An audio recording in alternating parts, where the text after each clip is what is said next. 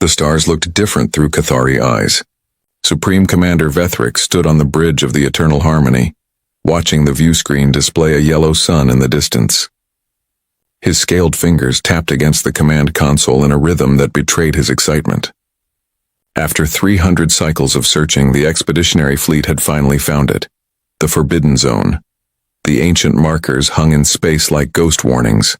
Massive structures older than any civilization in the Concordat floated in perfect geometric patterns around the entire star system. Each one broadcast the same message in every known language, and 1,000 dead ones too. The translation was simple: turn back. What lies beyond is quarantined for the protection of all. By order of the progenitors. Vethrix had read those words 100 times. The progenitors had vanished 50,000 years ago, leaving behind only ruins and warnings.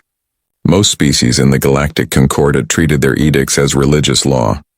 But Vethrix was a scientist before he was a commander. He believed in evidence, not ancient superstition. Analysis complete, Commander, his second officer reported. Celine was a Morvathi, her crystalline body refracting the bridge lights into rainbow patterns. The markers are functional but unmanned. No active defense systems detected. The star system beyond contains 8 planets, 1 in the habitable zone. We're detecting radio signals, primitive satellite networks, and what appears to be early fusion technology.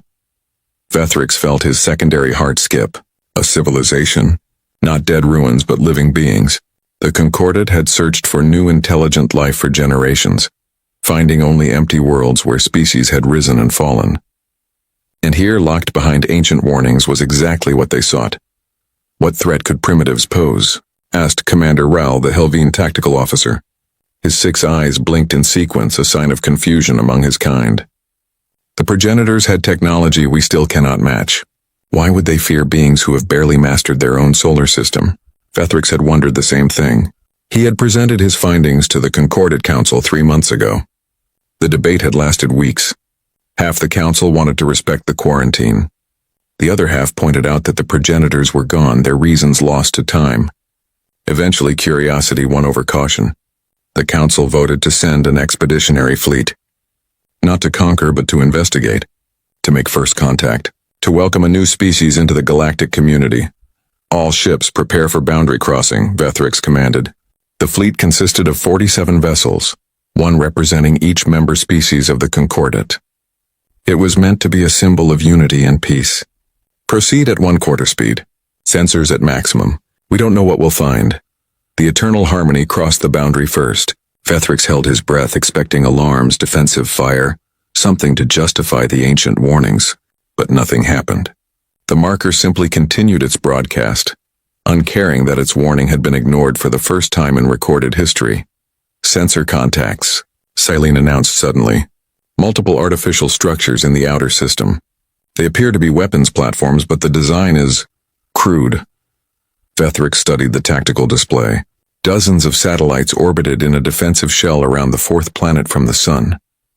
They bristled with what looked like projectile weapons and primitive missiles. Hail them. Universal First Contact Protocols. The communications officer, a Pelthine with voice sacs that could modulate any frequency, began broadcasting. Mathematical proofs, pictures of the Concordat species, offers of friendship. The message repeated across every wavelength. For 10 minutes there was no response. Then the weapons platforms opened fire. Evasive action, Rail shouted, but there was no need. The projectiles were slow, ballistic, guided by systems that seemed almost archaic. The Eternal Harmony's defensive shields flared briefly as metal slugs vaporized against them. The attack ended as quickly as it began. 15 platforms had fired. All 15 attacks had failed to penetrate even the outermost shield layer. Return fire, Vethrix ordered reluctantly. Disable only. Minimal force. The fleet's response was measured and precise.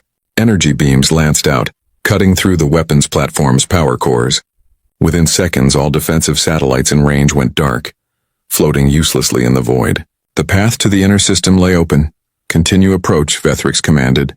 Maintain first contact protocols. They may have thought we were hostile. We must show them we come in peace.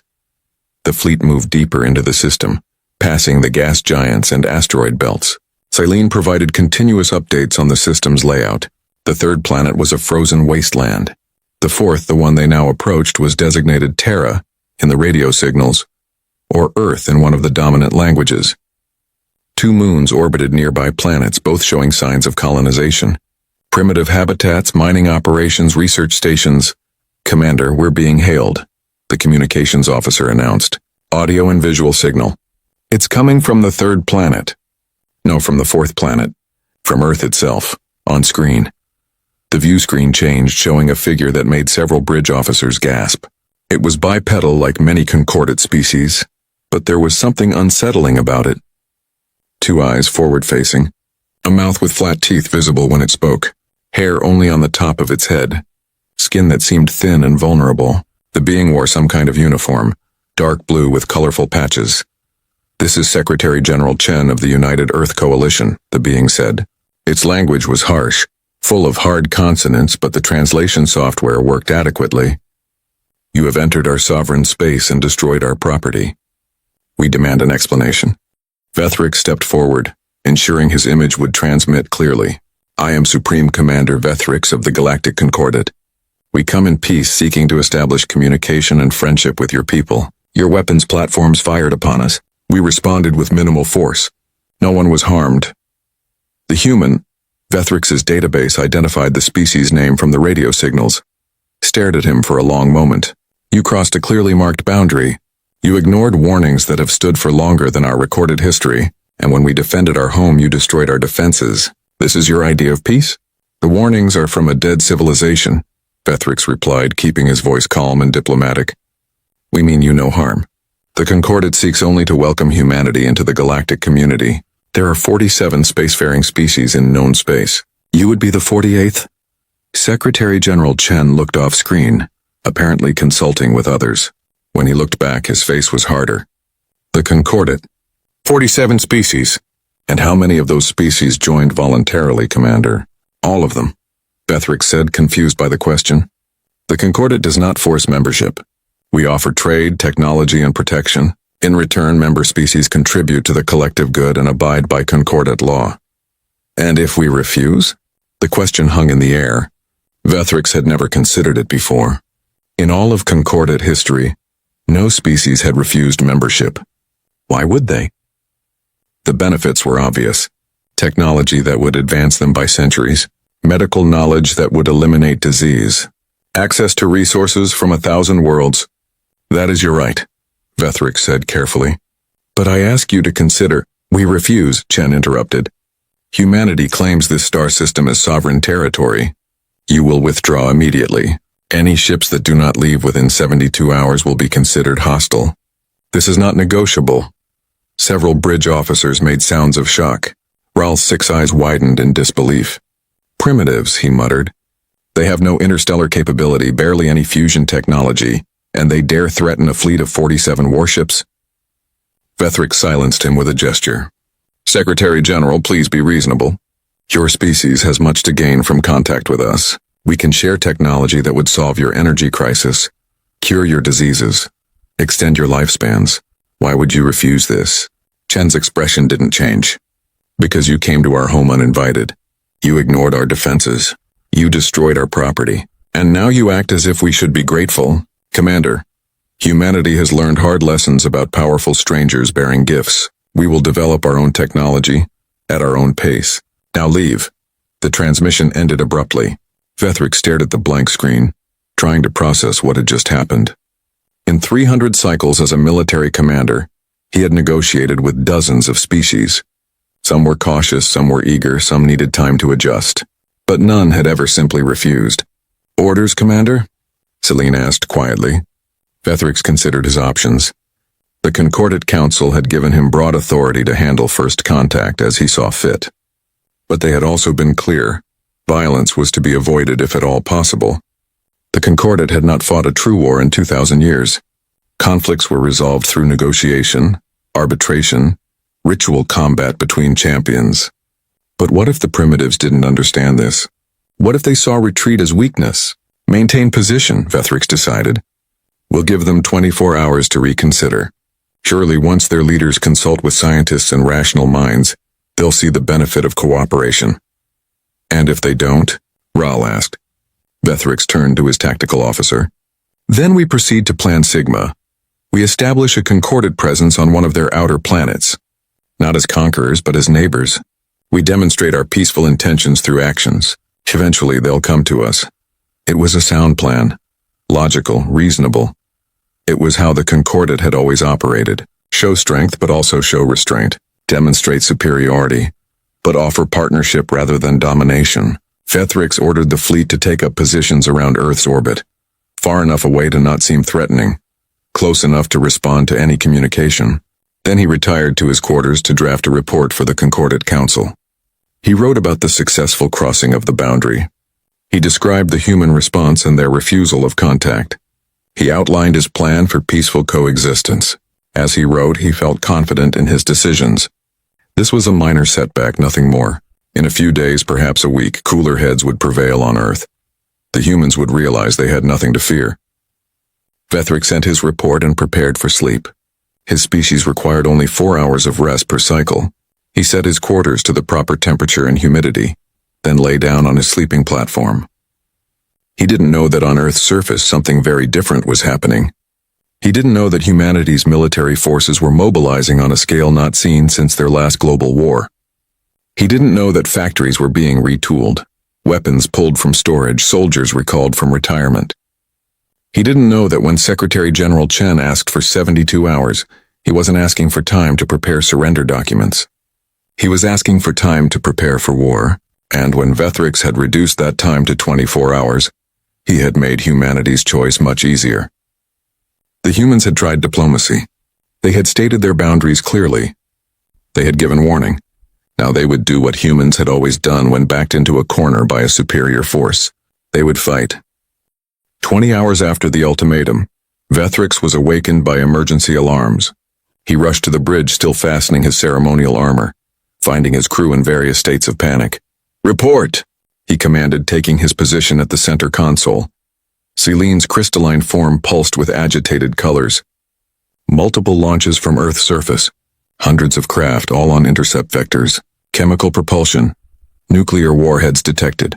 "They're attacking, Commander." Vethrix felt confusion before concern. Nuclear weapons?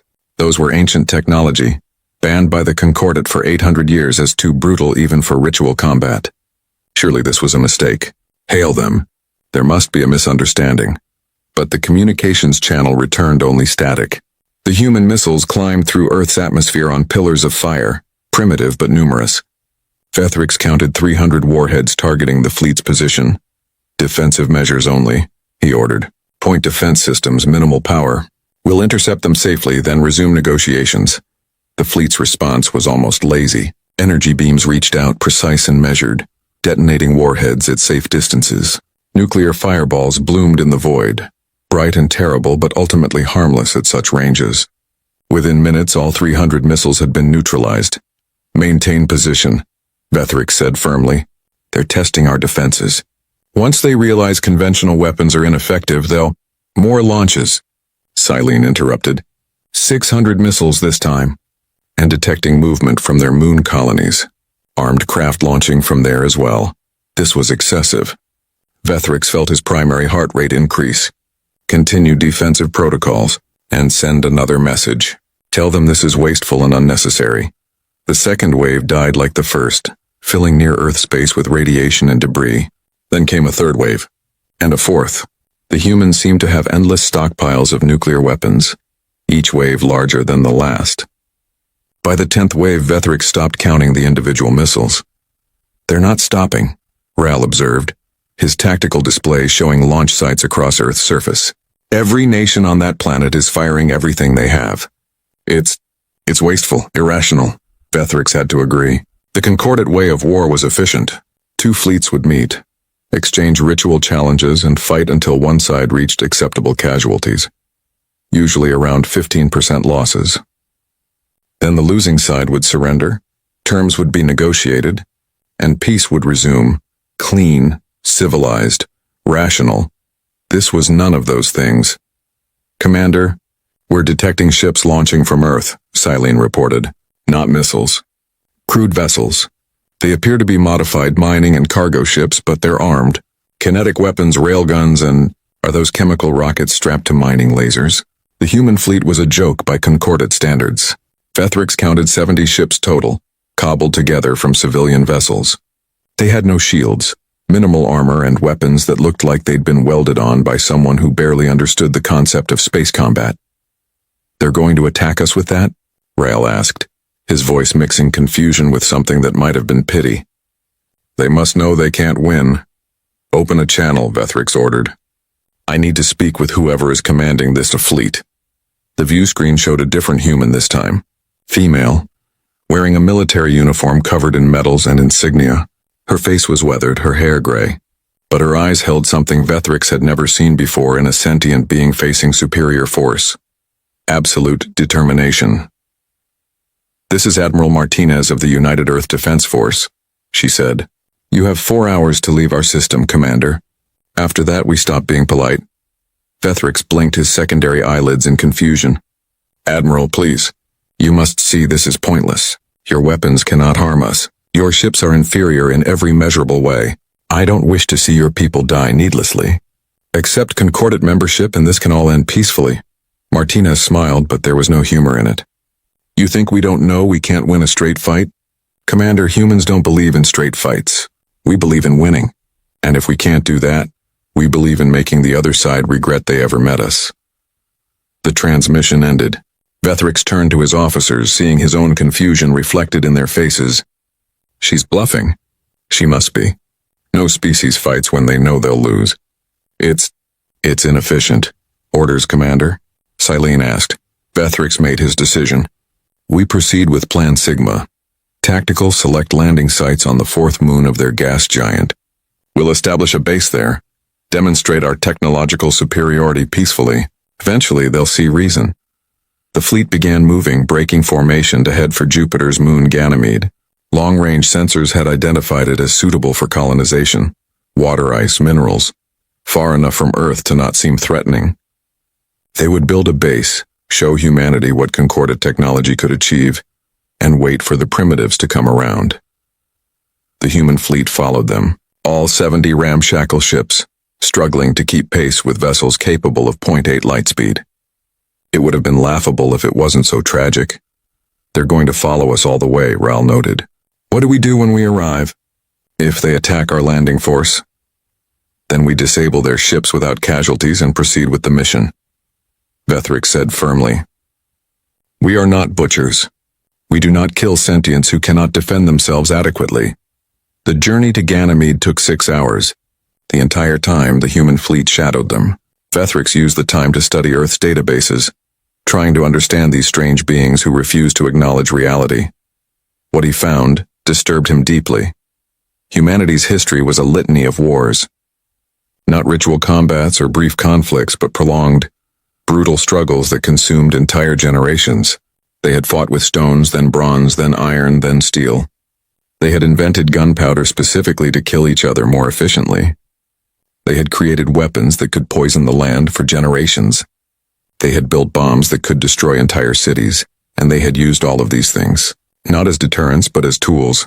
War was woven into human culture like breathing. They sang songs about battles. They erected monuments to their wars. They taught their children about famous conflicts the way concordate species taught mathematics. "This can't be accurate," Vethrix muttered, reading about something humans called the World Wars. Conflicts that killed millions. Millions. The entire concordate hadn't lost that many beings to violence in 10,000 years. "Commander, we're approaching Ganymede," Silene announced. "Beginning landing operations.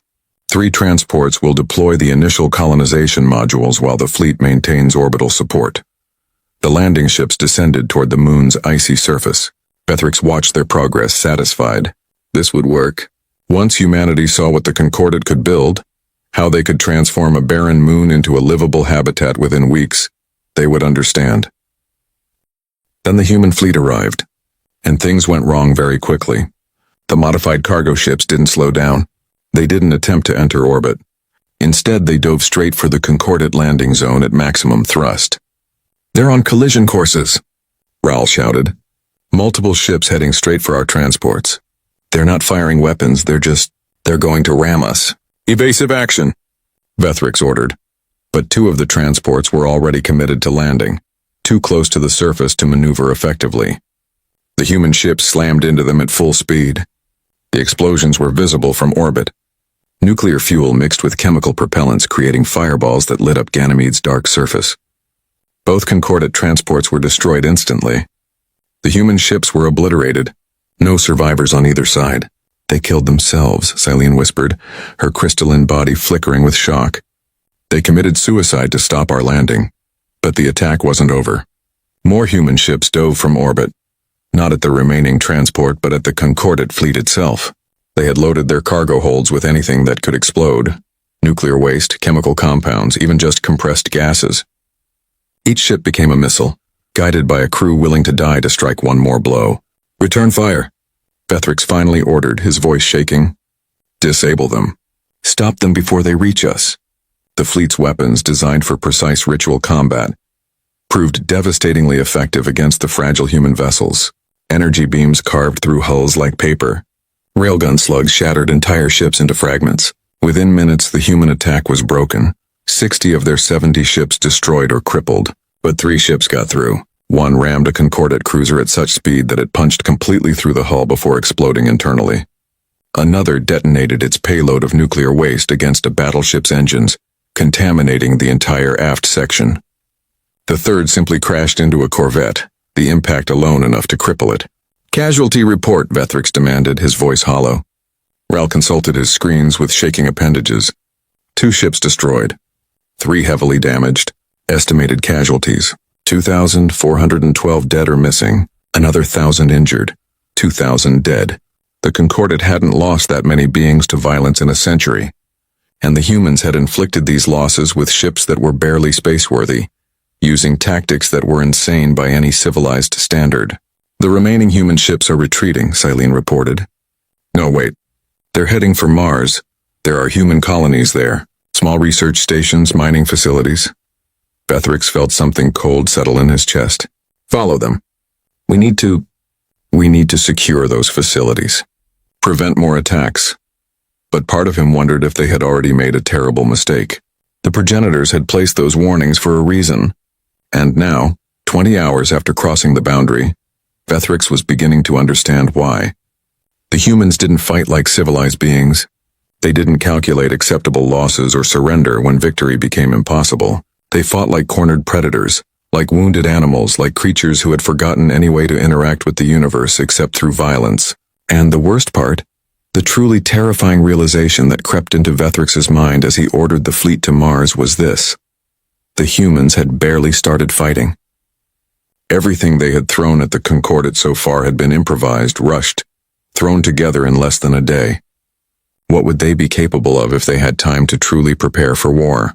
3 days after the first engagement, Bethrix stood in the strategic planning chamber of the Eternal Harmony and realized nothing was going according to plan. The holographic display before him showed the Sol system in painful detail, with red indicators marking every point where human forces had struck at the Concordate fleet. Mars should have been easy. The research stations there held fewer than 10,000 humans total, scattered across a dozen small settlements. Bethrix had sent 3 cruisers with orders to occupy the facilities peacefully, offer protection, and use the colonists as leverage for negotiations with Earth. The colonists had other ideas. Report from Mars Ground, Commander Thalen, Silene said, her crystalline form dim with what Bethrix had learned to recognize as stress. The humans have fortified every habitat. They're using mining equipment as weapons, drilling lasers, explosive charges meant for excavation, even heavy machinery as improvised armor. Casualties among our landing forces are significant. How significant? Bethrix asked, though he dreaded the answer. 30% losses. Ground Commander Thalen requests authorization to use heavy weapons to neutralize the fortifications. Bethrix felt his secondary heart skip again. 30% casualties, and they hadn't even captured a single settlement. In any normal Concordate engagement, the defenders would have surrendered at 15% losses. But the humans on Mars were civilians, scientists, engineers, miners, not soldiers. And they were fighting like demons. Negative on heavy weapons, Bethrix said after a moment. We're not going to massacre civilians. Tell Thalen to establish a perimeter and wait them out. They'll run out of supplies eventually. But even as he gave the order, Vethrix suspected it wouldn't be that simple. Nothing about humans was simple. "Commander, we're receiving a transmission from Earth," the communications officer announced. "It's Secretary General Chen again." The human leader appeared on screen, looking even more worn than before. Behind him, Vethrix could see what appeared to be a military command center, screens showing tactical displays and status reports.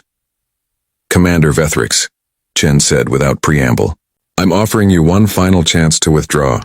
Leave our system now, and we'll consider this unfortunate incident closed. Stay, and I promise you'll regret it." Vethrix felt anger rise in him, something he rarely experienced. "Your people killed 2,000 of mine. They're killing more on Mars right now, and you have the audacity to threaten me? Secretary General, you must face reality. You cannot win this conflict." "Maybe not," Chen admitted. "But Commander, let me tell you something about humanity. We've been fighting wars since before we had written language. We've fought each other, our environment, diseases, predators, our own worst instincts. We're very, very good at it. And the one thing we've learned is this: you don't have to win. You just have to make winning cost more than it's worth." The transmission ended. Vethrix stared at the blank screen, Chen's words echoing in his mind. It was such an alien concept. The Concordat fought to win, yes, but also to minimize casualties, preserve resources, maintain civilization. The idea of fighting just to inflict maximum damage, even knowing you'd lose, was incomprehensible. "Commander, sensors are picking up unusual activity throughout the asteroid belt," Ral reported. "Multiple heat signatures. They're pushing asteroids. Dozens of them, all on vectors toward our fleet positions." Vethrix pulled up the tactical display. Sure enough, small ships, probably those same converted civilian vessels, were using what looked like mining charges to alter asteroid trajectories.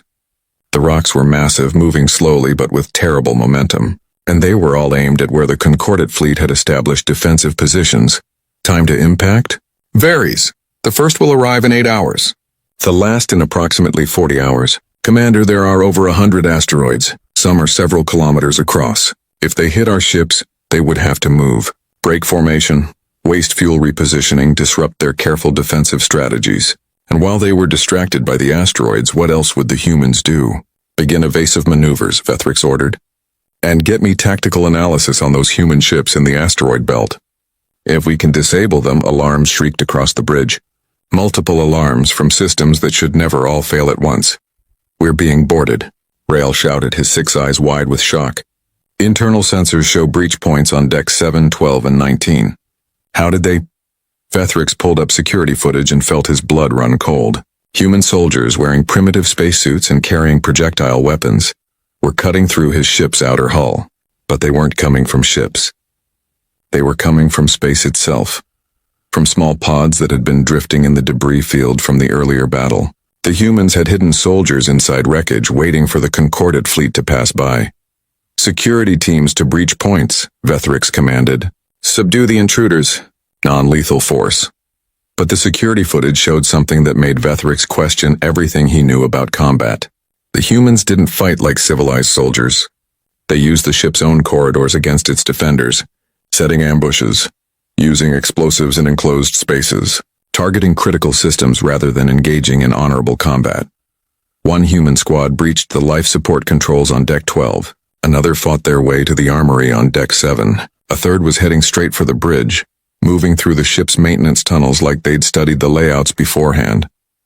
"How many intruders?" Vethrix demanded. "Sensors show approximately 100 humans across the fleet," Celine reported. "They're targeting our command ships."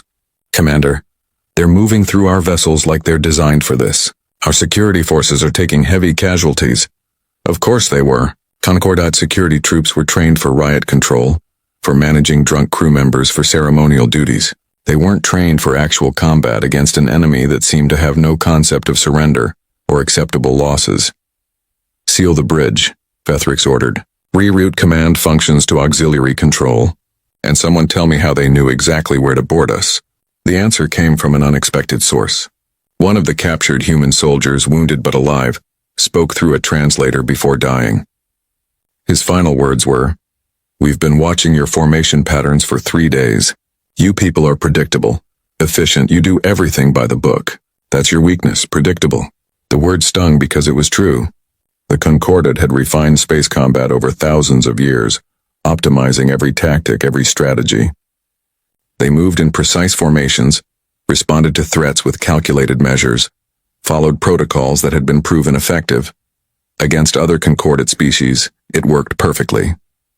Against humans, who apparently had no respect for established military doctrine, it was a liability. Purge the intruders, Vethrix ordered, abandoning his earlier command about non-lethal force. Vent affected sections to space if necessary. We need to regain control. The battle inside his own ship lasted 4 hours. By the end, all the human boarders were dead, but they'd accomplished their objective. Critical systems were damaged. The armory had been breached and weapons stolen. Worst of all, they'd uploaded something into the ship's computer system, a virus that would take days to fully purge, and this was happening across the fleet. Every major vessel reported boarding actions. Some fought them off quickly. Others struggled for hours. 2 ships lost life support entirely and had to be evacuated. Status report, Vethrix demanded when the immediate crisis had passed. Ral looked exhausted, his tactical displays showing carnage throughout the fleet. Total casualties now exceed 5,000 dead, 8,000 wounded. We've lost 4 ships completely. Another 12 are combat ineffective. Commander, at this rate, he didn't finish the sentence. He didn't have to. At this rate, the Concordat expeditionary fleet would be destroyed not by superior technology or overwhelming force, but by an enemy that fought with such savage creativity that no defense seemed adequate. Pull back, Vethrix said quietly. All ships retreat to the outer system. We need time to reorganize, treat our wounded, repair our vessels. Commander, that will look like defeat, Silene protested. The Concordat has not retreated from primitives in recorded history. The Concordat has never fought primitives like these, Vethrix replied. Execute the order. The fleet began its withdrawal, moving away from Earth and Mars toward the outer planets. It should have been a strategic repositioning, nothing more. But the humans pursued, not with ships this time, but with weapons Vethrix was only beginning to understand. Missiles with thermonuclear warheads launched from Earth reached out across the void. Most were intercepted, but some got through, detonating close enough to damage shields and sensor arrays.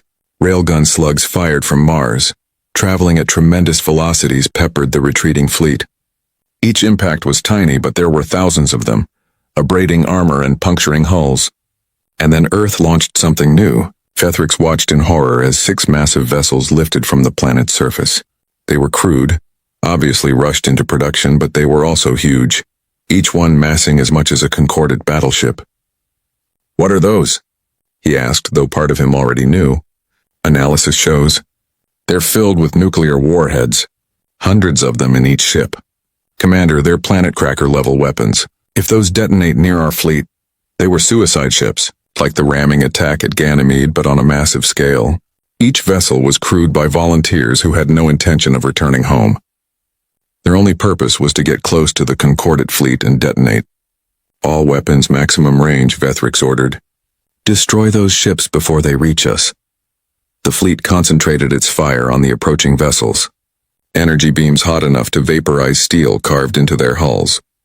Railguns fired in continuous streams. Missiles deployed in swarms. But the human ships kept coming, their crews refusing to evacuate even as their vessels came apart around them. 4 were destroyed at long range. The 5th was crippled but managed to detonate its payload, the nuclear blast washing over 2 Concordat frigates and destroying them both. The 6th reached point-blank range before a desperate ramming action by a Concordat corvette stopped it, both ships dying in the resulting explosion. When the battle ended, the Concordat fleet had been reduced by half. 23 ships remained operational out of the original 47. Casualties exceeded 12,000 dead, and they had achieved exactly nothing. No strategic objectives met, no territory secured, no diplomatic progress made. Vethrix sat in his command chair, staring at the tactical display that showed the remnants of his fleet limping toward the outer system. How had this happened? They had superior technology, superior numbers, superior training. By every logical measure, this should have been an easy campaign. But humans didn't fight logically. They fought desperately, creatively, viciously. They used tactics the Concordat had never encountered, because no civilized species would consider them. They accepted casualties that would have broken any other race, and they showed absolutely no sign of stopping. Commander, message from the Concordat Council, Silene said quietly. They're demanding a full report on why we've suffered such losses against primitives.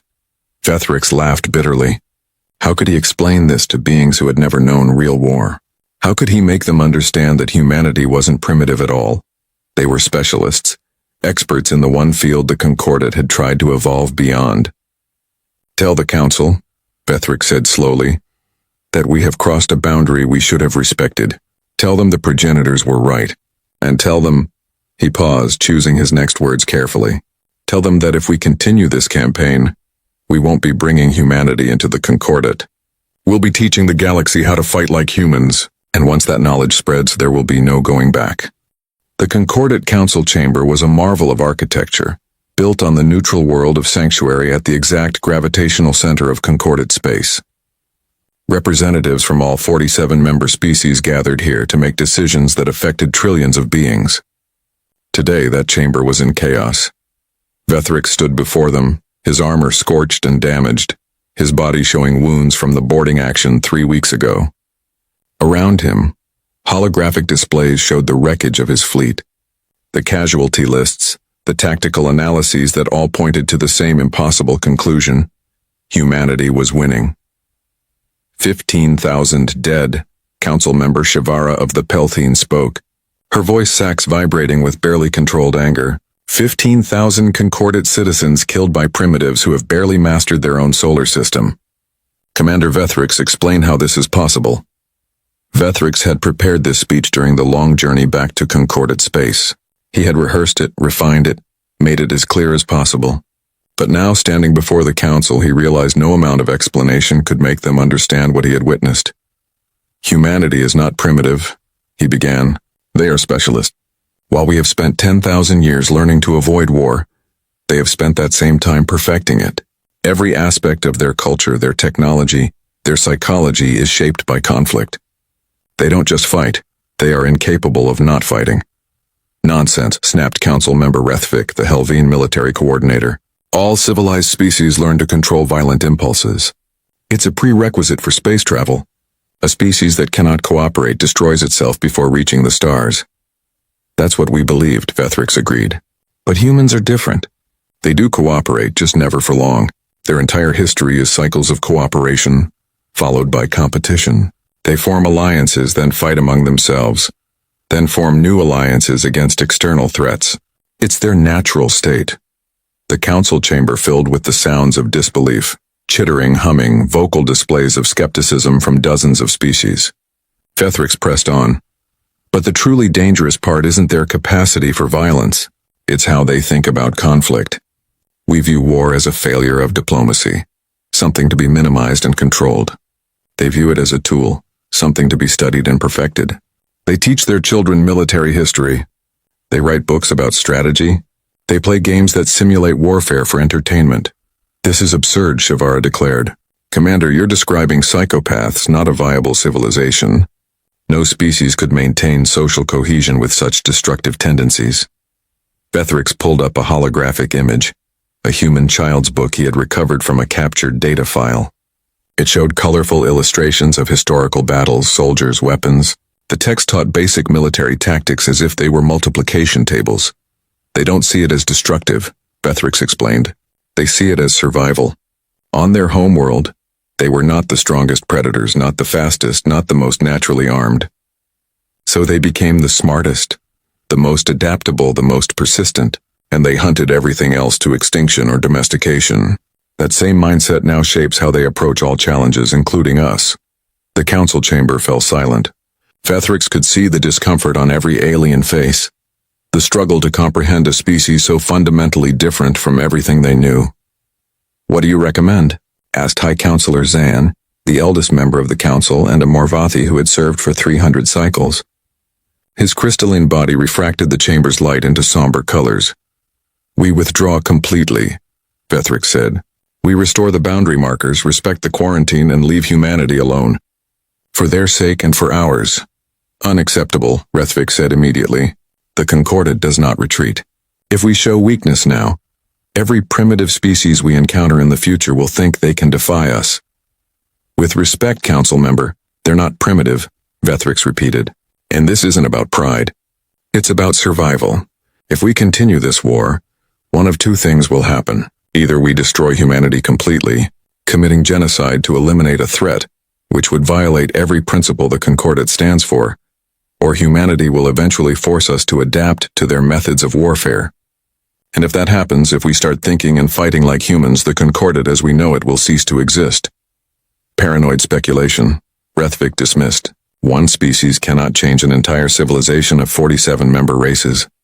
Vethrix wished that were true, but he had spent weeks analyzing the data, and he had seen something that terrified him more than any human weapon.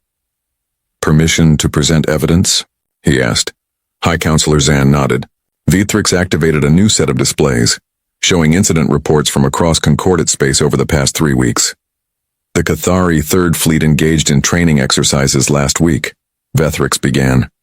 For the first time in recorded history, they incorporated human-style tactics into their scenarios. Ramming attacks, boarding actions, asymmetric warfare. Their commanders wanted to understand how humanity defeated us. Another display lit up. The Helvine Military Academy has begun teaching a new course, Primitive Warfare Studies. They're analyzing human historical conflicts, looking for lessons. 200 students enrolled in the first week. More displays, each showing similar reports. The Pelthine entertainment networks are broadcasting shows about human wars. Violent content that would have been banned a month ago is now attracting billions of viewers. The Morvathi crystal singers are composing new works about battle and conflict. Themes that haven't appeared in their art for 5,000 years. Vethrix let the evidence speak for itself. This is what I mean by catastrophe. It's not just that humans can fight effectively. It's that their way of thinking is contagious.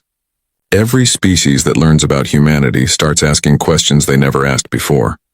What if we didn't surrender at 15% casualties? What if we struck first instead of negotiating? What if we stopped being civilized? The council chamber erupted into argument. Some members dismissed Vethrix's concerns as overblown. Others demanded immediate military action to eliminate the human threat. A few, like High Counselor Zan, sat in thoughtful silence. The debate raged for hours. Finally, Zan called for order. We will vote, the High Counselor announced. 3 options. Complete withdrawal and restoration of the quarantine. Continued military action with the goal of forcing human surrender. Or the third option, full integration, bringing humanity into the Concordat by any means necessary. The vote was split almost evenly. Withdrawal had the support of older, more cautious members. Military action attracted the younger, more aggressive voices. Integration seemed like a compromise but had the fewest supporters. In the end, military action won by a narrow margin. The Concordat would send a new fleet, larger and better prepared for human tactics. They would secure key positions in the Sol system, establish a permanent presence, and force humanity to accept Concordat authority. Vethrix was ordered to remain on Sanctuary to advise the new fleet commander. As the council chamber emptied, he stood alone before the holographic displays, watching the vote tallies fade. He had failed. The council hadn't understood, or perhaps they had understood but couldn't accept the implications. Either way, the Concordat was about to make the same mistake again, just on a larger scale. A week later, the Second Expeditionary Fleet departed for human space. 100 ships. The largest military force the Concordat had assembled in 1,000 years. Vethrix watched them go, feeling like he was witnessing the beginning of the end. The reports from the front arrived sporadically over the following months. At first they seemed positive. The larger fleet successfully established positions in the Sol system. Human attacks were repelled with acceptable casualties. Ground forces secured several installations on Mars and Europa. Then the tone of the reports began to change. Humanity hadn't been idle during the months between the first and second expeditions. They had learned, adapted, built new weapons based on captured Concordat technology. Their ships still used primitive fusion drives, but now they had stolen shield generators. Their weapons were still projectile-based, but now they used Concordat targeting computers. More concerning was their strategy. Instead of defending their home system, human fleets began striking at Concordat supply lines. They raided mining operations in nearby systems, destroyed unmanned cargo ships, sabotaged refueling stations. They fought a guerrilla war across dozens of light years, forcing the Concordat to spread its forces thin. And then came the truly catastrophic development. 3 Concordat species, the Peltine, Helvine, and Cathari, began having internal conflicts. Not ritual combats or political disputes, but actual violence. Protests turned into riots. Riots turned into armed conflicts. Within weeks, 3 member species were fighting civil wars. Vethrix studied the reports and saw the pattern immediately. The conflicts all started the same way. Younger members of each species demanding more aggressive responses to humanity. When their governments refused, violence erupted. And the tactics used in these civil wars looked disturbingly familiar. Ambushes, sabotage, targeting civilian infrastructure to create pressure. They were fighting like humans. It's spreading, Vethrix told High Counselor Zan during one of their regular consultations. The mimetic virus I warned about. Species that have never known real war are learning from humanity, and they're using those lessons against each other. Zan's crystalline body pulsed with colors Vethrix had never seen before, something between fear and fascination. Can it be stopped? I don't know, Vethrix admitted. Knowledge can't be unlearned. Once you understand that total war is possible, that surrender isn't mandatory, that casualties are just numbers, how do you forget that? The situation deteriorated rapidly. The Second Expeditionary Fleet sent increasingly desperate requests for reinforcements. The civil wars in Concordat space grew worse. Other species began showing signs of the same infection, questioning why they followed rules humanity ignored, wondering if efficiency was weakness, starting to see violence as a viable solution instead of a last resort. 6 months after the Second Fleet's departure, they received the message everyone had been dreading. "This is Fleet Commander Salix," the transmission began. The Peltine officer looked exhausted, his voice sax barely able to maintain proper modulation. "We are abandoning the Sol system. Human forces they've done something we didn't think possible." The recording showed footage that made Vethrix's blood run cold. Human ships, dozens of them. But they didn't look like the converted civilian vessels from before. These were purpose-built warships, sleek and deadly, incorporating Concordat technology with human design philosophy. "They captured one of our shipyards," Salix continued. "We don't know how, but they've been producing hybrid vessels for months. Ships with our shields and their weapons, our engines and their tactics. They're not primitives anymore. They're not even human anymore, not entirely. There's something new, something worse." The recording showed battle footage. Human Concordat hybrid ships moving with impossible coordination, using tactics no Concordat computer could predict, because they combined cold logic with human intuition. They fought with the efficiency of machines and the creativity of madmen. "Total fleet casualties exceed 40%, Salix reported. "We cannot hold this position. We cannot win this war. I'm ordering full retreat. May the progenitors forgive us for what we've unleashed." The transmission ended. Vethrix and High Counselor Zan sat in silence, watching the empty screen. "This is the catastrophe," Vethrix finally said. "Not that humanity defeated us, but that in trying to defeat them, we've become more like them, and now that knowledge exists in our space, it will spread. The Concordat as we knew it is already gone." Zan's colors shifted to deep, mournful tones. "What do we do now?" "What we should have done from the beginning," Vethrix replied. "We respect the boundary. We leave humanity alone, and we pray that we can remember how to be civilized before we forget completely." The meeting place was neutral by necessity and symbolic by design. Neither side trusted the other enough to meet on their own territory, so they chose a small moon orbiting a dead star halfway between Sul and the nearest Concordat system. The moon had no name, no resources, no strategic value. It was perfect. Vethrix stood in the hastily constructed meeting chamber, watching through reinforced windows as human ships took up positions around the moon. They were the new hybrid designs, sleek vessels that combined Concordat technology with human engineering. They made him deeply uncomfortable, these physical manifestations of how much had changed in just 2 years. "They're here," announced his aide, a young Cathari officer who had never known the Concordat before the human war. That simple fact made Vethrix sadder than he wanted to admit. An entire generation had grown up knowing only conflict, uncertainty, and fear. Secretary General Chen entered the chamber, flanked by Admiral Martinez and 2 other humans Vethrix didn't recognize. All wore military uniforms, though Chen's was more formal, decorated with insignia that probably meant something in human culture. Chen looked older. The last 2 years had aged him visibly, adding gray to his hair and lines to his face. But his eyes still held that same determination Vethrix remembered from their first encounter. "Commander Vethrix," Chen said, extending his hand in the human gesture of greeting. Vethrix had learned enough about human customs to take it, though the physical contact still felt strange. "Secretary General Chen, Admiral Martinez." Vethrix gestured to the seats arranged in the chamber's center. "Thank you for agreeing to meet."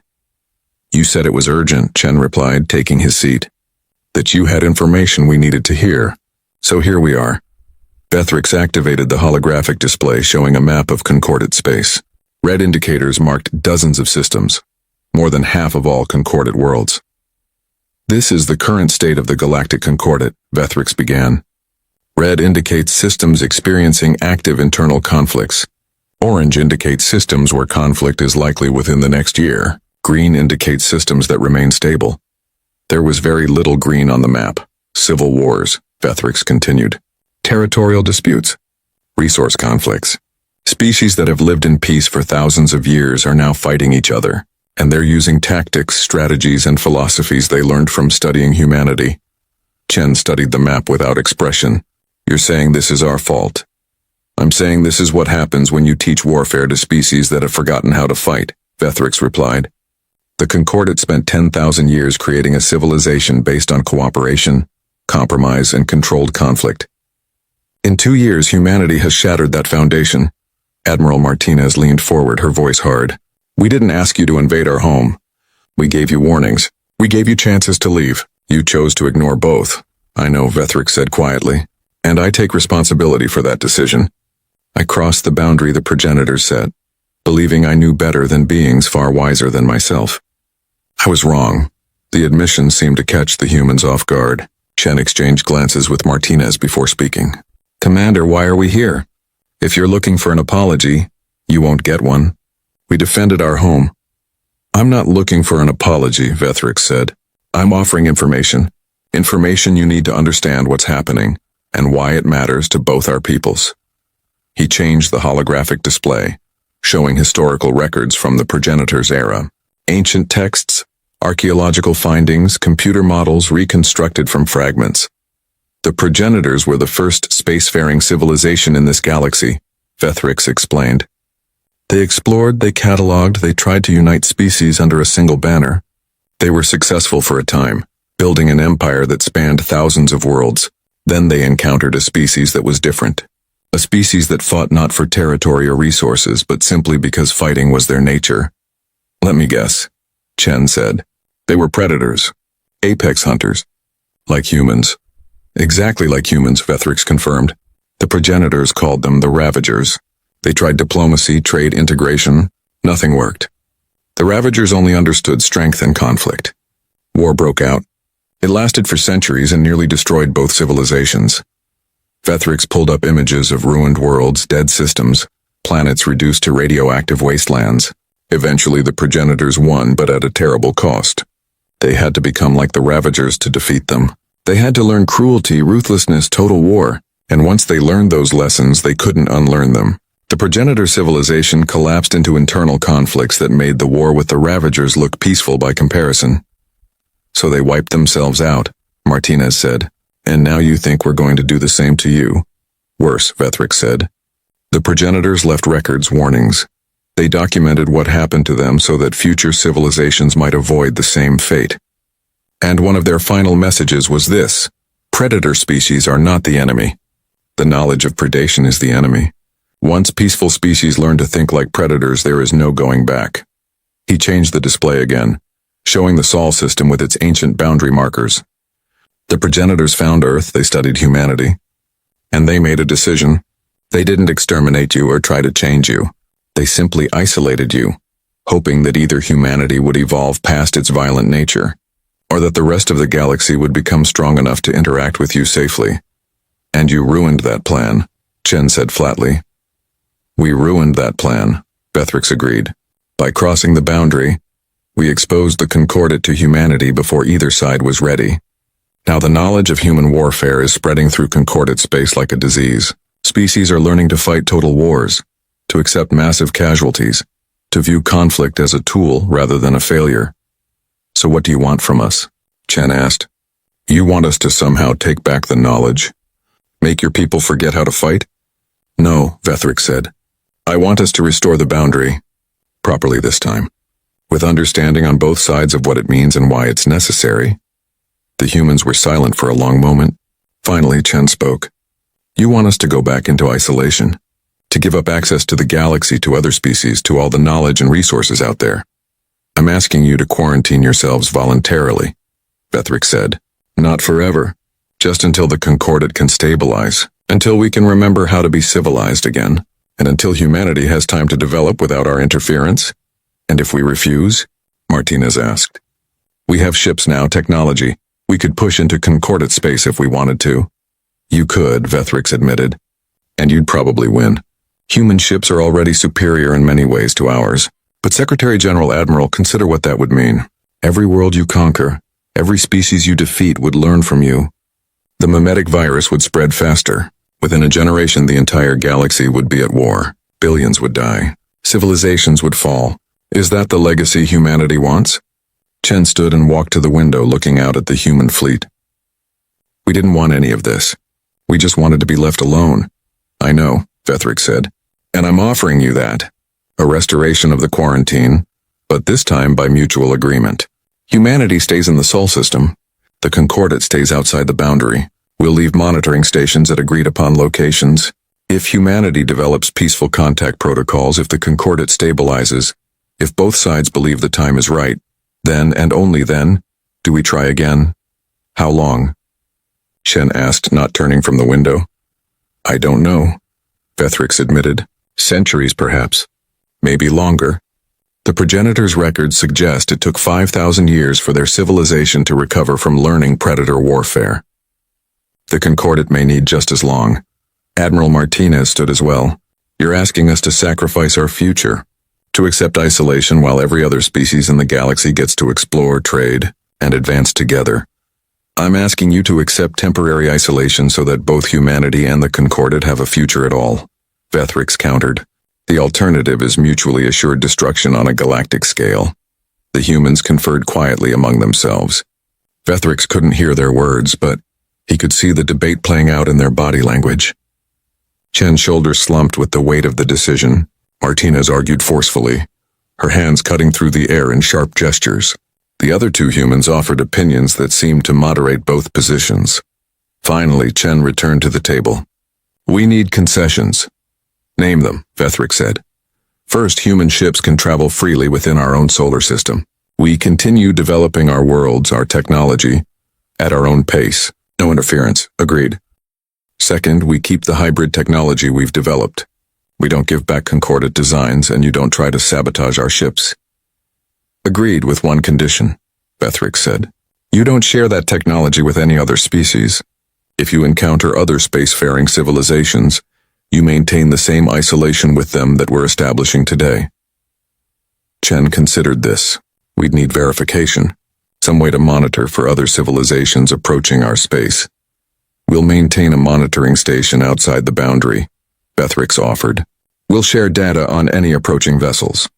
We'll even help defend the boundary if necessary. Third, Chen continued, this has to be a treaty, not a surrender. Equal parties agreeing to mutual non-contact. We're not accepting quarantine as punishment. We're choosing isolation as policy. That's how I want it written as well, Vethric agreed. The concordate made the mistake of crossing your boundary. We take responsibility for that. This treaty corrects our error. And finally, Chen said, we want human observers on that monitoring station. We need to know you're keeping your word, that you're not preparing another invasion. Vethric hesitated. Allowing humans into concordate space, even in a limited capacity, violated the entire point of the quarantine. But Chen was right. Trust couldn't be established without verification. 3 human observers maximum, Vethric countered. Rotated every 2 years. They'll have access to monitoring data but not weapons or ships, and they'll be accompanied by concordate liaisons at all times. Acceptable, Chen said after a moment. He extended his hand again. We have an agreement in principle. Vethrix took the hand, feeling the strange human custom again. We have an agreement. The formal treaty took weeks to draft. Lawyers, diplomats, and technical experts from both sides worked to translate intentions into binding language. There were disputes over wording, arguments about implementation, moments when the entire process nearly collapsed. But eventually they had a document both sides could accept. The Treaty of the Restored Boundary, they called it. It established a neutral zone around the Sol system. It detailed monitoring procedures, communication protocols, and emergency exceptions.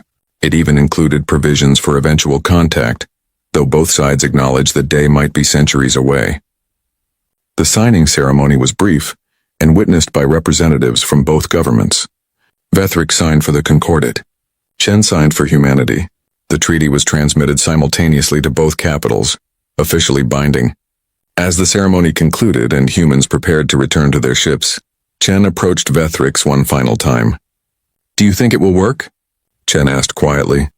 "Can your people really unlearn what they've learned from us?" Vethrix considered the question carefully. "I don't know, but I know we have to try." "The alternative is worse. And humanity?" Chen pressed. "Do you think we'll evolve past our violent nature? That someday we'll be ready to join your Concordat peacefully?" "I think," Vethrix said slowly, "that humanity is what it is. Predators, survivors, warriors. But I also think you're capable of choosing when to fight and when to hold back. Today you chose to hold back. That gives me hope." Chen nodded. "One more question. The Ravagers, the species that nearly destroyed the progenitors. What happened to them?" "They died," Vethrix said. "All of them. They fought each other after the progenitors were gone, fragmenting into smaller and smaller groups until none remained. The final lesson the progenitors left us was this. A species that knows only war eventually runs out of enemies and turns on itself." "Then we'll have to be more than warriors," Chen said. "We'll have to learn to be something else as well." "I hope so," Vethrix replied. "For both our sakes." The humans departed. The boundary was restored. New markers were placed, updated with current languages and technology, but carrying the same message the progenitors had left millennia ago. Turn back. What lies beyond is quarantined for the protection of all. Vethrix remained at the monitoring station, accepting the assignment as his punishment and his penance. He watched human ships return to their solar system and stay there. He watched Concordat space slowly, painfully begin to stabilize as the shock of human contact faded into memory. Years passed. The civil wars ended. The Concordat began to remember what it had been before humanity. But something had changed forever. They were more cautious now, more aware of their own vulnerability. They had learned that peace was a choice, not an inevitability. That civilization was fragile, that there were things in the universe that could change them fundamentally. The human observers rotated through the monitoring station as promised. Vethrix spoke with them, learned from them, began to understand their species in ways he never had during the war. He learned that humans were more than warriors. They were also artists, dreamers, philosophers. They created beauty even as they perfected violence. They loved their children even as they prepared them for conflict. One day, nearly 1,000 years after the treaty signing, a Concordat vessel approached the boundary. It carried scientists, diplomats, and explorers, a new generation that had grown up knowing humanity only through historical records. They requested permission to send a message into human space, to ask if the time for renewed contact had finally arrived. Vethrix, now ancient even by Cathari standards, approved the transmission. The response came 3 days later. "This is the Human Council of Earth," the message began, transmitted from a species that had changed as much as the Concordat in the intervening centuries. "We have received your inquiry. We are interested. Send a small delegation. Unarmed. We will talk. Carefully." Vethrix watched the diplomatic ship cross the boundary for the second time in Concordat history. This time no weapons fired. This time both sides approached with caution, respect, and hard-won wisdom. He didn't know if it would succeed. He didn't know if humanity and the Concordat could ever truly coexist peacefully. But he knew they had learned something important. Some boundaries exist not to separate enemies, but to protect friends from destroying each other. And sometimes the greatest act of strength is knowing when not to cross a line. The boundary had been crossed, catastrophe had followed, and both civilizations had barely survived. But they had survived, and in surviving they had learned. Perhaps that was enough. Perhaps that was everything. The alarm blared across United Earth Defense Force headquarters at exactly 3:17 a.m. Earth Standard Time. Captain James Walker jolted awake in his quarters, reaching for his uniform before his eyes were fully open. In his 15 years of service, middle-of-the-night alerts usually meant one thing: asteroids off course or satellite debris needing cleanup. But the urgent tone in Commander Ellis's voice told him this was different. "Captain Walker, report to command immediately. This is not a drill." Walker ran through the corridors, his mind racing through possibilities. Space junk wouldn't cause this level of alarm. A reactor breach on one of the lunar bases. Political tension with the Mars colonies. The command center was in controlled chaos when he arrived. Officers hurried between stations, speaking in hushed but urgent tones. On the main view screen was something Walker had never seen before. "What am I looking at?" he asked, stepping beside Commander Ellis, a stern woman with silver-streaked hair who never showed fear, until now. "It appeared 20 minutes ago," she said, her voice steady but tight. No approach trajectory, no engine signature. It was simply not there. And then it was. The object on screen was unmistakably a ship, and enormous. Its dark hull stretched nearly 2 kilometers from bow to stern, with angular sections that reminded Walker of ancient Earth naval vessels, but with impossible geometries that seemed to shift slightly when viewed too long. Alien? Walker asked the question everyone was thinking. "Unknown," Ellis replied. "But here's where it gets strange. We sent standard greeting protocols on all frequencies. No response. But then we got this." She nodded to Communications Officer Ben Reed, who tapped his console. A message appeared on a secondary screen. Simple text in perfect English. "Systems online. Guardian vessel activated. Awaiting defender protocols." It's in every human language simultaneously, Reed explained. English, Mandarin, Hindi, Spanish, even dead languages like Latin and ancient Sumerian. Whoever built this knows us very well. Walker studied the ship. No visible weapons, though something about its design suggested immense power. No external markings except for a simple symbol near what appeared to be a docking bay, a circle with a stylized shield. "Have we tried communicating further?" Walker asked. "Yes," Ellis said.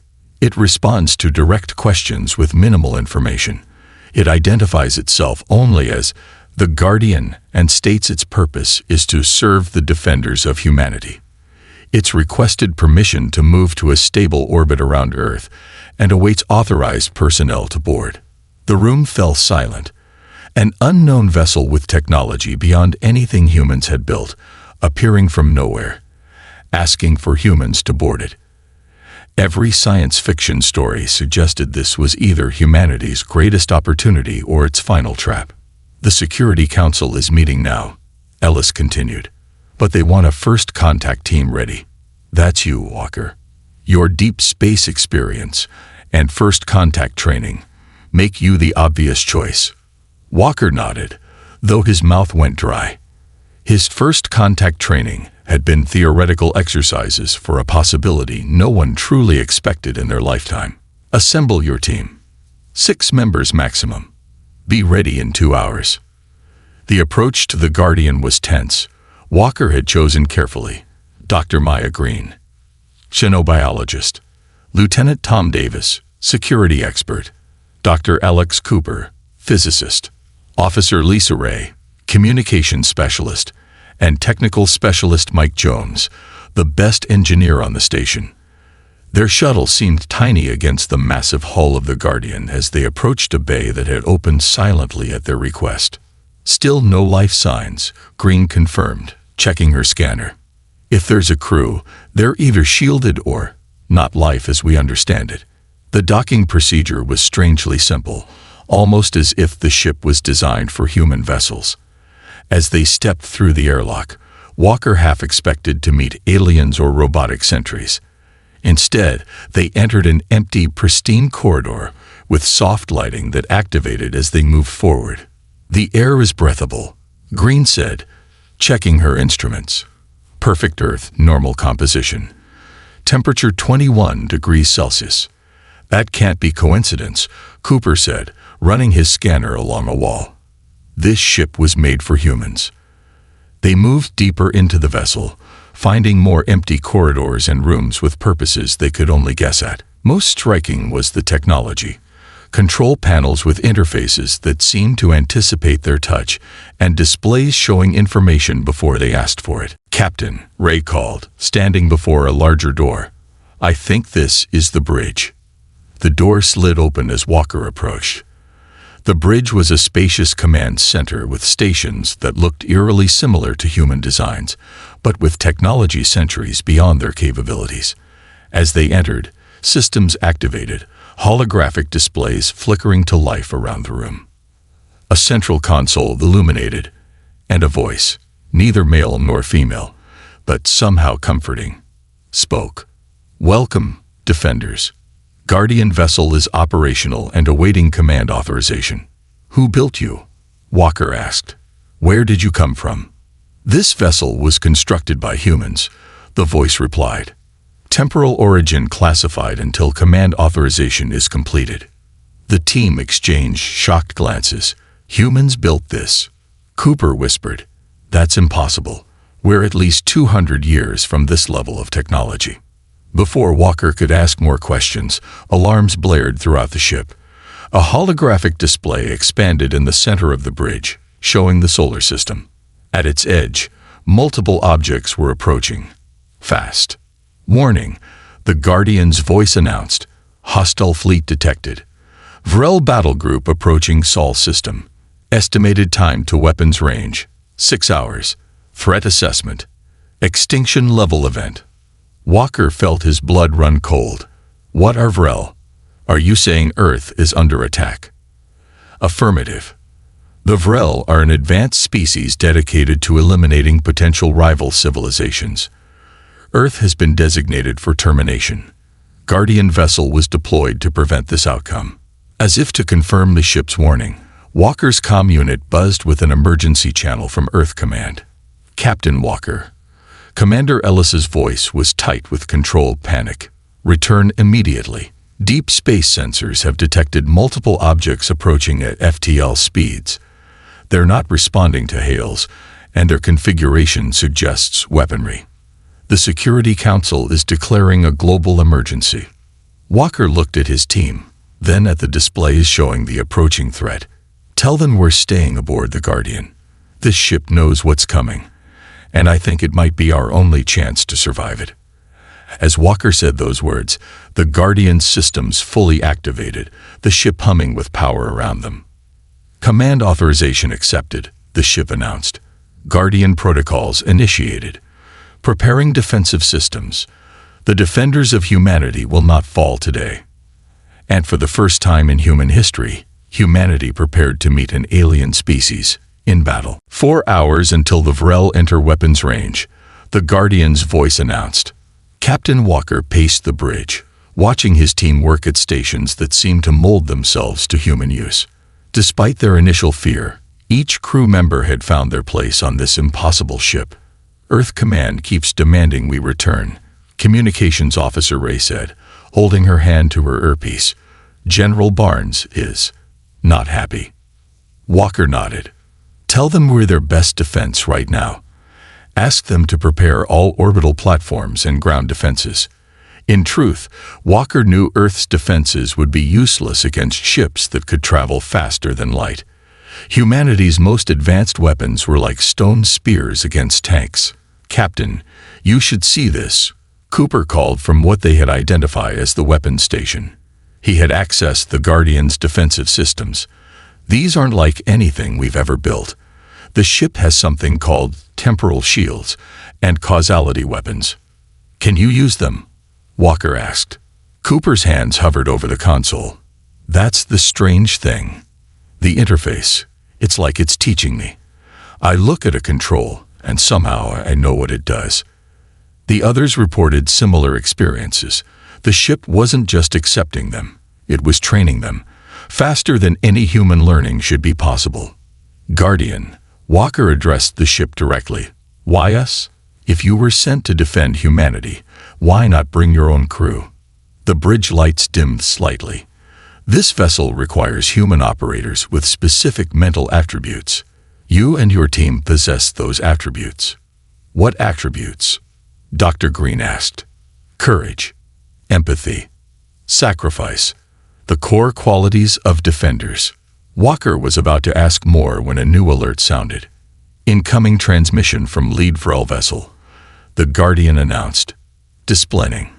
The main view screen shifted, showing a being unlike anything humans had imagined. The Vrel had a vaguely insectoid appearance, with multiple limbs and compound eyes, but with an intelligence in its gaze that was unmistakable. Its exoskeleton gleamed with embedded technology. When it spoke, the Guardian translated. "Humans of Earth." The Vrel commander's words appeared as text beneath its image. "I am Supreme Commander Krath of the Vrel Purification Fleet. Your species has been evaluated and found unsuitable for inclusion in the galactic community." "On what grounds?" Walker asked, stepping forward. The alien's mandibles clicked in what might have been amusement. "Your species progresses too rapidly. Your violence is too deeply encoded. Our predictive models show a 94% probability that humans will become a destabilizing force within 300 rotations. The Council of Ascendant Species has authorized your removal." Walker felt cold anger rising. "You're here to exterminate us because we might become a problem someday." "This is mercy," Commander Krath replied. "A swift end rather than the wars your kind would bring to the stars. Surrender your new vessel. Yes, we detect the Guardian ship, and we will make your ending painless. Your core world will be preserved as a nature reserve." The transmission ended abruptly. "Like hell," Davis muttered, his hand instinctively moving to where his sidearm would be. Walker turned to his team. "Options. We fight," Cooper said simply. "The Guardian clearly has capabilities we don't understand. Maybe enough to give us a chance." "Against an entire fleet?" Ray asked. "We're 5 people on one ship." "6 people," Walker corrected, "and the Guardian itself seems aware." "The odds are irrelevant," the ship's voice stated. "This scenario has been calculated. Victory is possible." Walker made his decision. "Guardian, what do you need from us to engage the Vrel?" "Full neural interface is recommended," the ship replied. "This will allow optimal response time and weapons coordination." "Neural interface." Green looked concerned. "You want to connect to our brains." "It is temporary and non-invasive," the Guardian explained.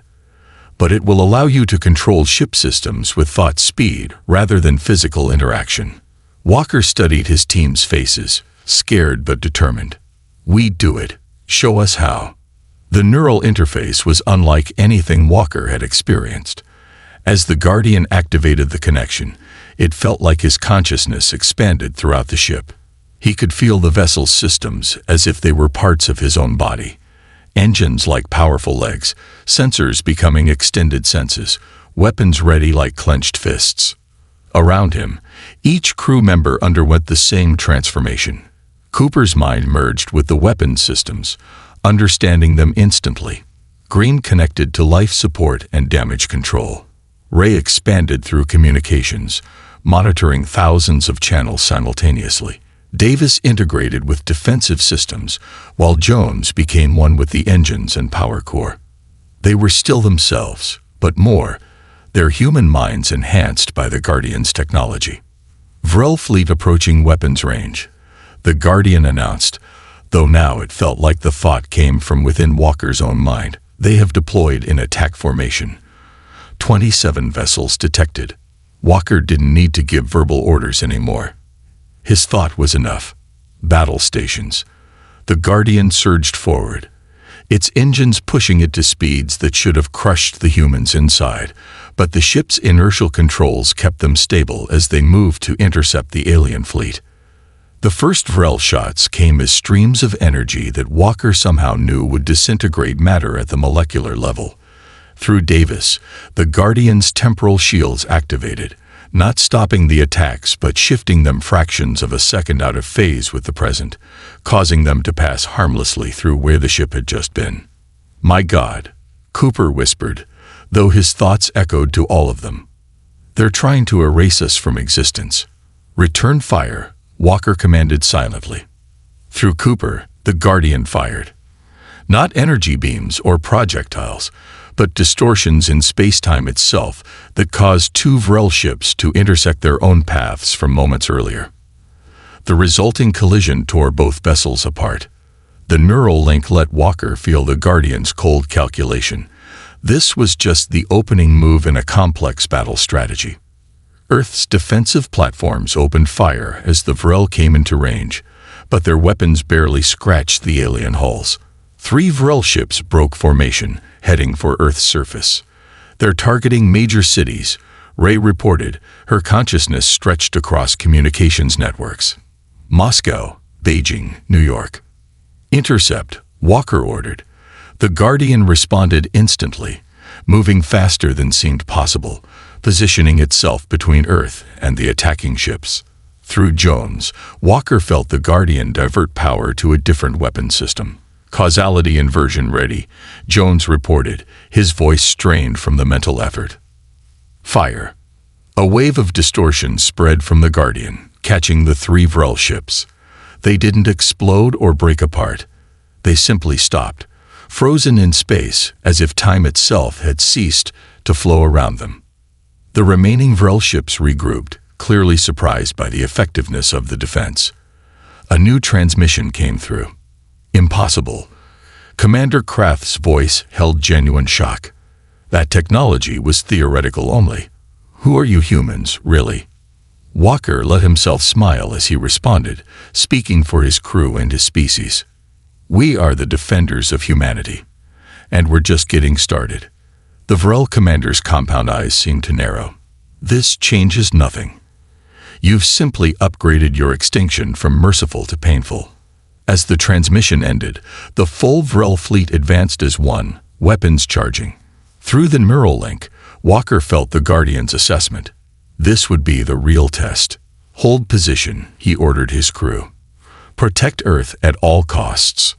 The Guardian's systems pulsed in response, and Walker sensed something new activating deep within the ship, something that might reveal more about where this vessel had really come from, and why it had chosen humanity to defend. The battle raged for hours. Through the neural link, Walker and his crew fought as one with the Guardian, moving with impossible speed and precision against the Vrel fleet. The alien ships were powerful, but they hadn't expected such resistance from a supposedly primitive species.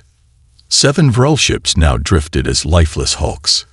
The Guardian had taken damage too. Parts of its lower decks were exposed to space, and power fluctuated through its systems, but still it fought on. In Walker's mind, information flowed constantly. Battle data, ship status, crew conditions, all processed instantly. But now, something else was coming through the neural link. Images. Memories. Not his own. "Captain." Green's voice broke through his concentration. "Are you seeing this too?" The others nodded, their faces showing confusion and fear. In all their minds, they saw the same vision. Earth, but different. Cities in ruins. Skies dark with ash. The last humans fighting a losing battle against overwhelming forces. "These aren't fantasies," Cooper said. "They feel like memories." As they fought the Vrel, the visions continued, becoming clearer. They saw a team of scientists working desperately in an underground facility, heard their voices as they argued about time and causality, watched as they poured their knowledge into a massive ship, the Guardian. The vessel carries partial memory imprints. The Guardian's voice explained in their minds. They are becoming accessible as the neural link strengthens. Walker saw a woman directing the final preparations of the ship. She had his eyes. The name tag on her uniform read Admiral Walker. "That's impossible," he whispered. Not impossible, the Guardian replied. Merely improbable. She is from a timeline that now will never exist. Your descendant from a future where humanity lost this war. The revelation hit Walker like a physical blow. The Guardian wasn't just from the future. It was a final desperate gamble from a timeline where the Vrel had won. The ship was sent back, Ray said, understanding dawning on her face. To change history. Correct. The Guardian confirmed. The last humans created this vessel as a temporal anomaly, a ship that exists outside normal time. They sent it to this crucial moment, when humanity first encountered the Vrel. More visions flowed through their minds. Billions of humans dying as planet after planet fell to the Vrel and their allies. The final desperate plan to send the Guardian back, knowing it would erase their timeline but might save another. In my original timeline, Earth fell today, the Guardian explained. No defense was mounted. Humanity was unprepared. The survivors were hunted across the stars for 300 years until the last outpost fell. Walker felt the weight of this knowledge. Those future humans had sacrificed their entire reality for this chance. Watch out, Davis shouted, his mind directing the shields to block a concentrated attack from 3 Vrel ships. The Guardian shuddered under the impact. Power reserves at 47%, Jones reported. We can't take much more of this. Walker pulled his focus back to the battle. Questions about time paradoxes would have to wait.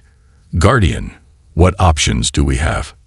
Through the neural link, the ship showed them a new weapon system, something called a timeline collider. Warning, the Guardian said. This system draws power directly from human neural energy. Use will shorten crew lifespan. Walker understood immediately.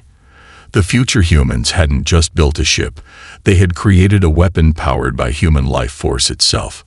How much will it cost us? Walker asked. Estimated 5 years of life per activation at current crew size. His team was silent, but through the link, Walker felt their resolve. 5 years of life against the extinction of their species. It wasn't even a question. Do it, Walker ordered. Power surged through the Guardian, drawing energy not from its engines, but from the life force of the 6 humans linked to it. Walker felt a cold sensation spreading through his body, a faint echo of his own mortality. The view screen showed a wave of temporal energy expanding from the Guardian, washing over the Vrel fleet. Where it touched, ships aged. Metal corroded, systems failed, organic components withered. 4 more Vrel ships drifted powerless. The remaining vessels pulled back, clearly shocked by this new weapon. For a moment, there was an eerie silence in space. Then Cooper called out, new contacts, bigger than the Vrel ships. 3 massive vessels had appeared at the edge of the solar system, each one dwarfing both the Vrel fleet and the Guardian. Their design was different, sleeker, with a sense of ancient power. The Council has arrived. The Guardian's voice had a new tone, something like dread. What council? Walker asked. The Council of Ascendant Species, the true power behind the Vrel. They rarely intervene directly. That they have come means they consider this situation significant. A transmission came through on all frequencies, translated instantly by the Guardian. The being on screen was unlike the Vrel, more humanoid, with luminescent skin and eyes that seemed to contain galaxies. Humans of Earth, the being spoke, its voice melodic yet cold. I am Overseer Thale of the Council of Ascendant Species. Your resistance is unexpected but futile. The timeline alteration you have attempted is noted and will be corrected. Walker stood straighter, speaking for all humanity. We have the right to exist, to defend ourselves. You have no rights the Council does not grant, Thale replied. Your species has been judged and found wanting. However, your possession of temporal technology is troubling. Surrender the Guardian vessel, and your species will be allowed to live under restrictions. Refuse, and we will erase humanity not just from the present, but from all of history. The transmission ended. Through the neural link, Walker felt his crew's fear and their determination. They had already sacrificed years of their lives. They would give the rest if needed. "Guardian," Walker asked, "can we win against them?" For the first time, the ship hesitated. Unknown.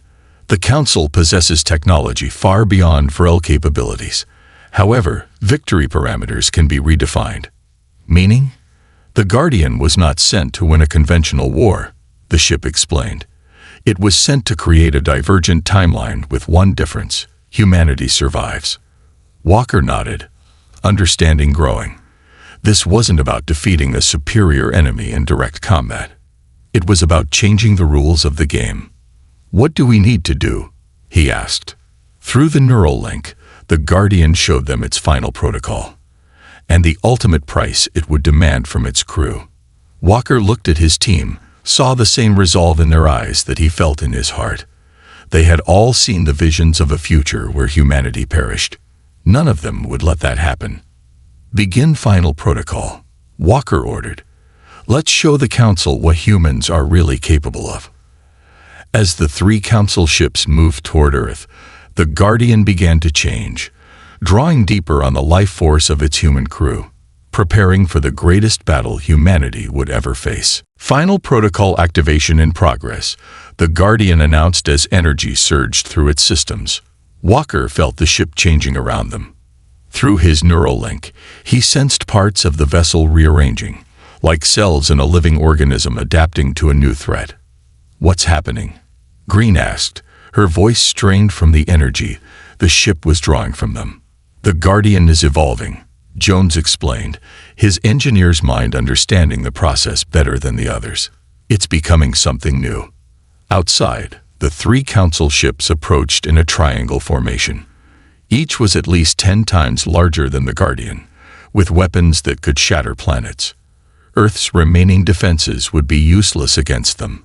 As the final protocol continued, a new set of memories flowed into the crew's minds. The complete story of the Guardian and its mission. They saw the future that had been: Earth destroyed, surviving humans hunted across the stars, species after species falling to the Council's rule. They've done this before, Cooper realized, sorting through the memories. 17 other species with potential wiped out over the past 1,000 years. Ray's eyes widened as she accessed communications memories. The Council doesn't just rule. They deliberately prevent cooperation between younger species. They eliminate any that might challenge them someday. Walker understood then. This wasn't just about saving Earth. It was about breaking a cycle of extinction that had continued for millennia. "Guardian, what exactly is the final protocol?" Walker asked. "Information distribution," the ship replied. "In my original timeline, the last humans discovered the coordinates of all subjugated species and the technical specifications of Council weaknesses. That data was stored within me, to be broadcast at a critical moment." "You're going to tell everyone how to fight back," Davis said. "Correct. But the transmission requires enormous power, more than this vessel can generate alone." Now Walker understood what the ship had been asking of them. "You need our life energy. All of it." There was no hesitation in the Guardian's response. "Yes.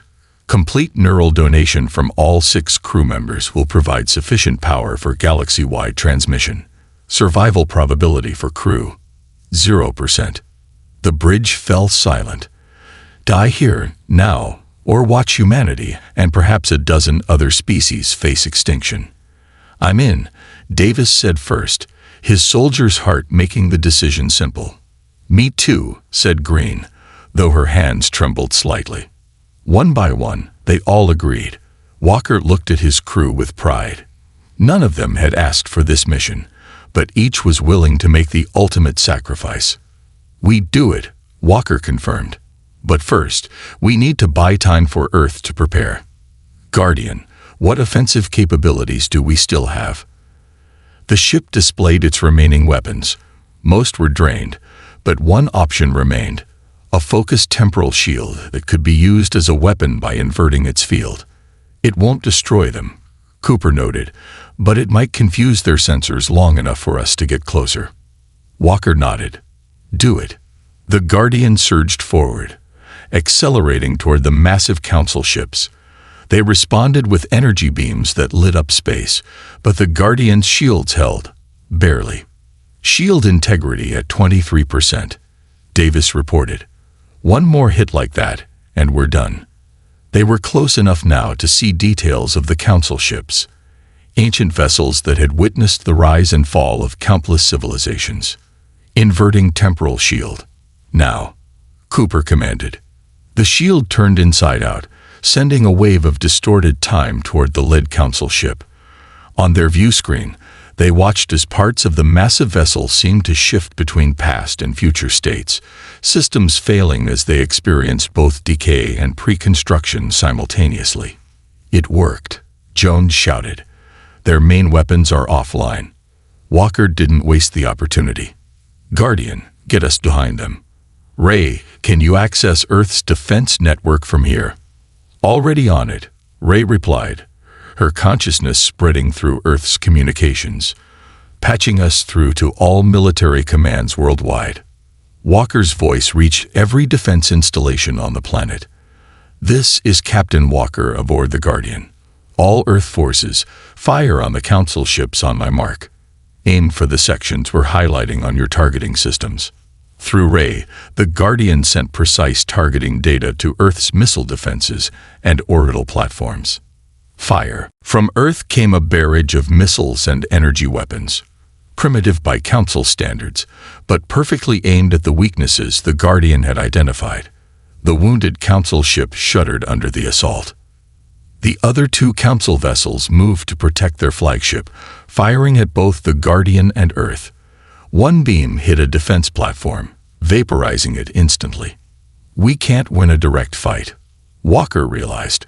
Guardian, how close are we to being ready for the final protocol? Neural interface at 87% capacity. Estimated time to full power, 3 minutes. 3 minutes they might not have. The Council ships were regrouping, their weapons charging for a coordinated attack that would destroy both the Guardian and Earth's defenses. Walker made a final decision. All power to engines. Take us into the middle of their formation. Captain, Jones questioned. We need to be at the center of all three ships when we broadcast. Maximum impact. The Guardian accelerated, pushing between the massive Council vessels before they could react. Alarms blared as their weapons tracked the smaller ship, preparing to fire. A transmission came through from Overseer Thale, his celestial eyes now burning with anger. You cannot change what has been ordained, humans. Your species was never meant to reach the stars. Walker stood on the bridge of the Guardian, surrounded by his brave crew. Years of their lives had already been given to power the ship's weapons. Now they would give the rest. You're wrong, Walker replied. Humanity belongs among the stars. And after today, we won't be alone. He turned to his crew, seeing not fear but determination in their eyes. Guardian, begin final transmission. Tell everyone what the Council has done. And how to fight back. The neural interfaces flared white-hot as the ship drew the last of their life energy. Walker felt his consciousness expanding, merging with the Guardian and his crew. Their individual minds became one, then spread further, connecting to the ship's powerful transmission array.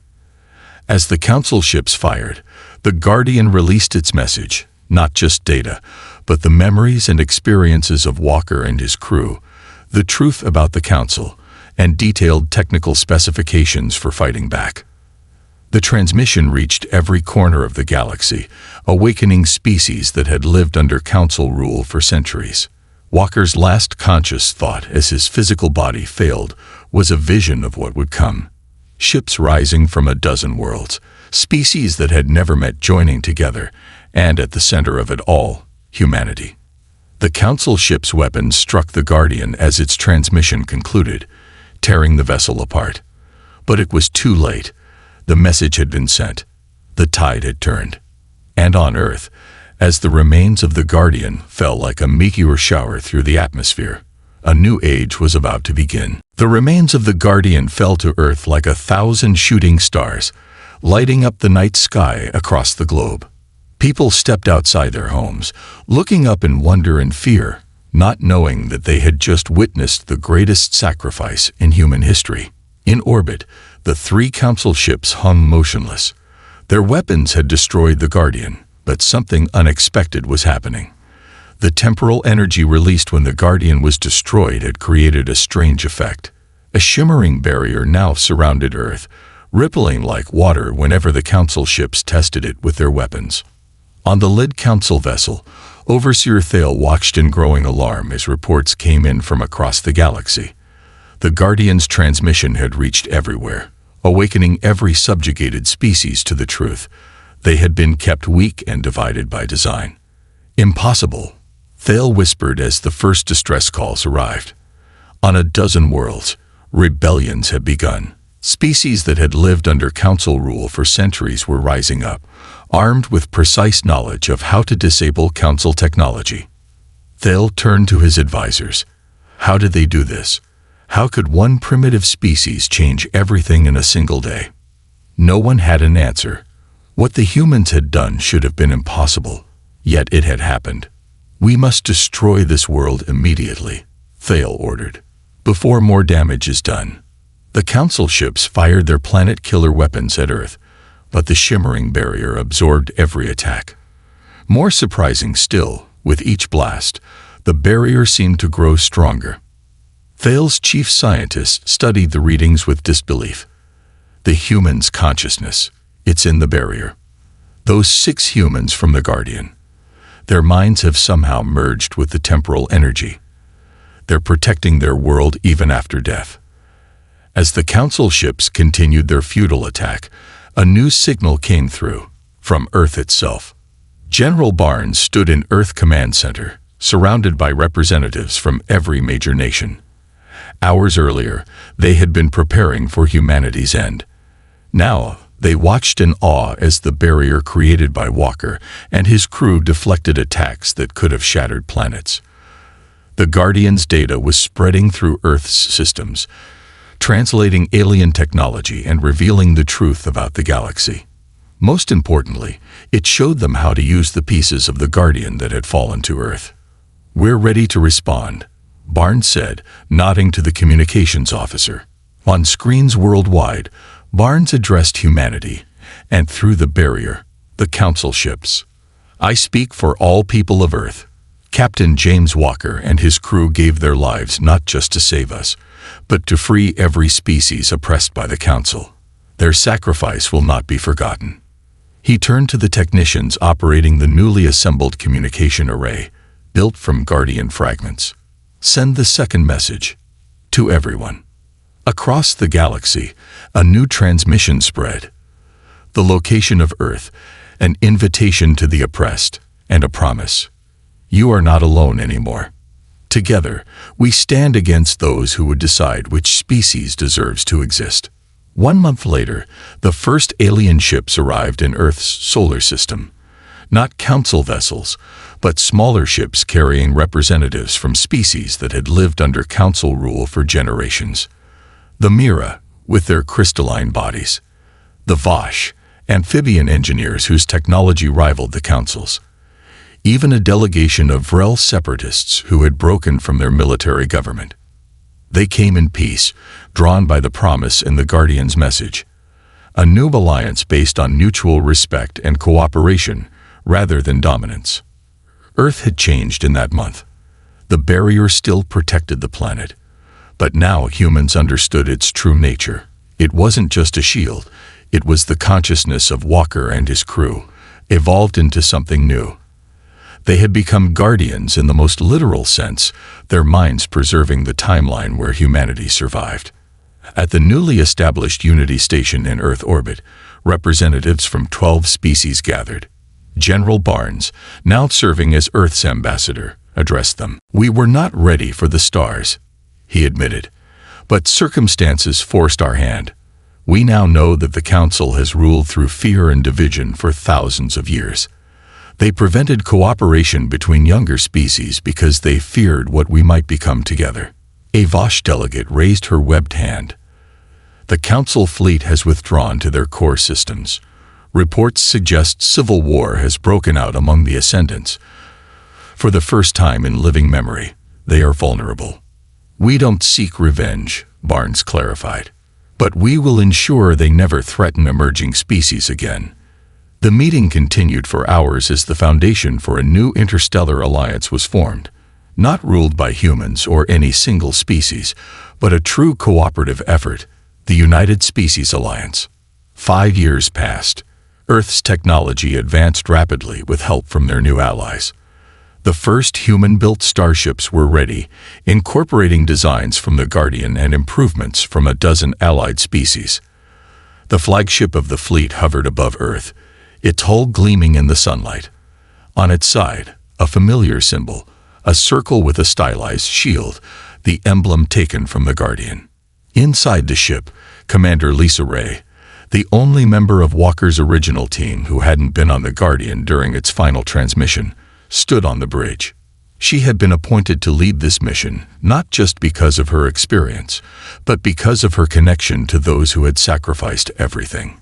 "Ship status?" she asked. "All systems ready, Commander," her first officer reported. "The temporal drive is stable. Ambassador Barnes sends his regards from Unity Station." Ray nodded, looking at the view screen showing Earth below. The barrier still shimmered around the planet, fainter now, but still present. Walker and his crew, still watching over humanity. "Set course for the outer rim," she ordered.